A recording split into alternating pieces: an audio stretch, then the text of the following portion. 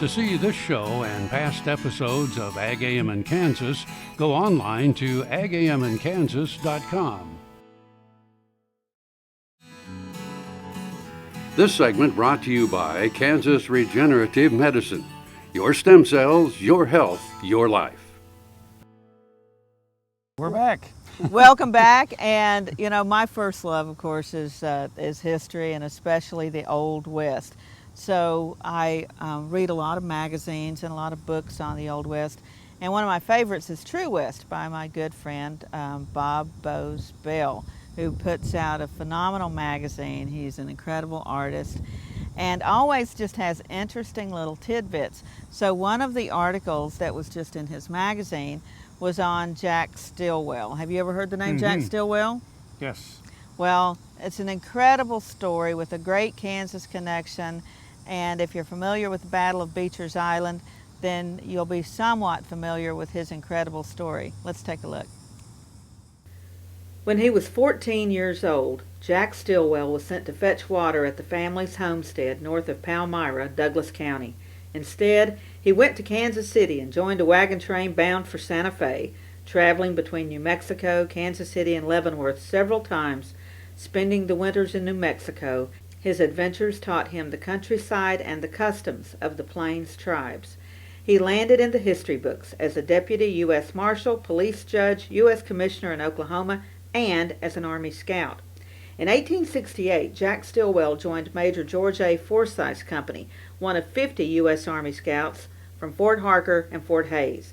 On the morning of September 10, Forsyth's troops at Fort Wallace received information that Cheyenne Indians had attacked a freighter's train about 8 miles east of Fort Wallace.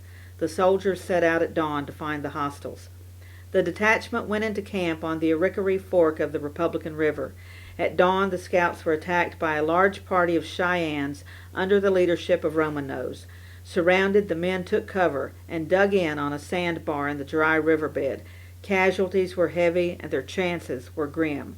At around midnight on the first day of battle, Forsyth knew their only chance of survival was getting word to the forces stationed at Fort Wallace, 120 miles away.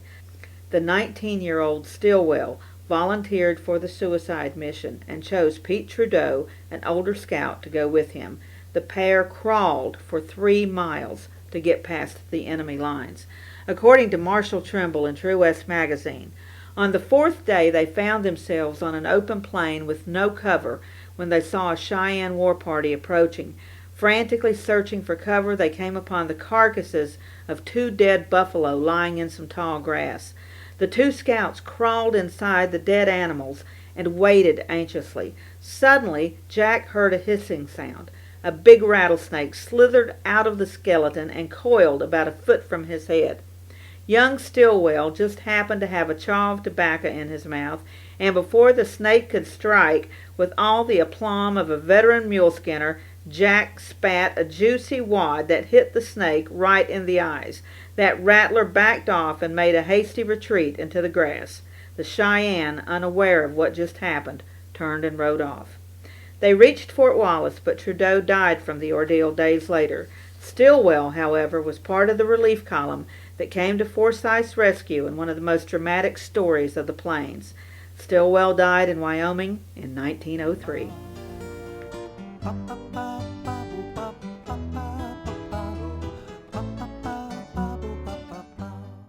I'm Dr. Frank Lyons, a physician here at Kansas Regenerative Medicine Center. As one of the only standalone stem cell centers in the U.S., we use your stem cells as therapy for arthritis and some autoimmune diseases. I'm Dr. Andrew Poe, here at Kansas Regenerative Medicine Center. Utilizing the latest technology under strict protocols, we're able to harvest your stem cells from your own fat to treat a variety of medical conditions. The best part about it is, it's a same-day surgical procedure and requires no general anesthesia.